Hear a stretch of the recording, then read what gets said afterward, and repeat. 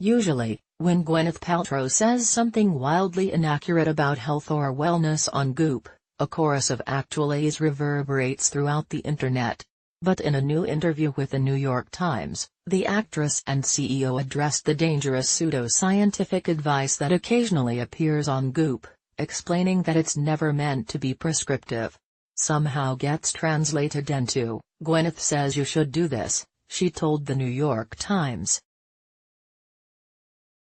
When asked what she sees as the next big thing in wellness, Paltrow gave a surprising answer: "I think how psychedelics affect health and mental health and addiction will come more into the mainstream," she said. After clarifying that she had never personally used psychedelics before, she said, "I mean, there's undeniably some link between being in that state and being connected to some other universal cosmic something.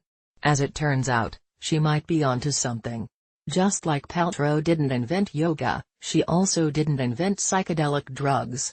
Since the 1960s, people have contested their use for treating depression and anxiety.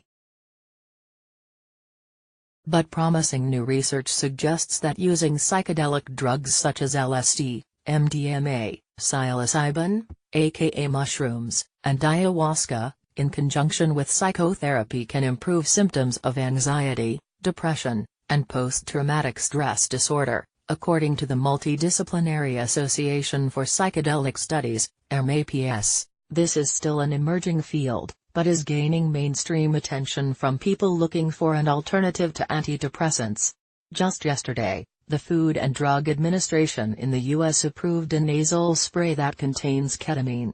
So, yeah, psychedelics might be the big new thing that Paltrow described. In the New York Times interview, she named ibogaine, that shrub from Gabon, as one she had heard of.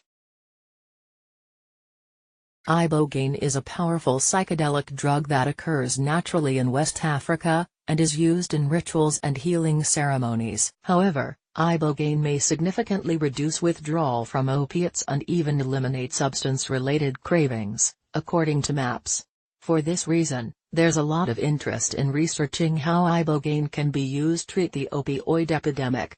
Paltrow's summation about psychedelics connecting people to a larger cosmic something isn't that off, either.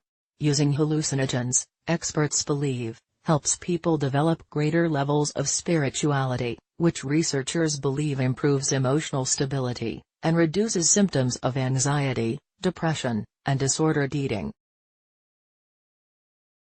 There's also a more physiological change that takes place. Hallucinogenic drugs restructure the function of neurons in the brain, which essentially repairs circuits that may malfunction in a person with anxiety or mood disorders, according to a 2018 study. Whether or not this is exactly what Paltrow was referring to in the interview remains to be seen. On Goop, likely.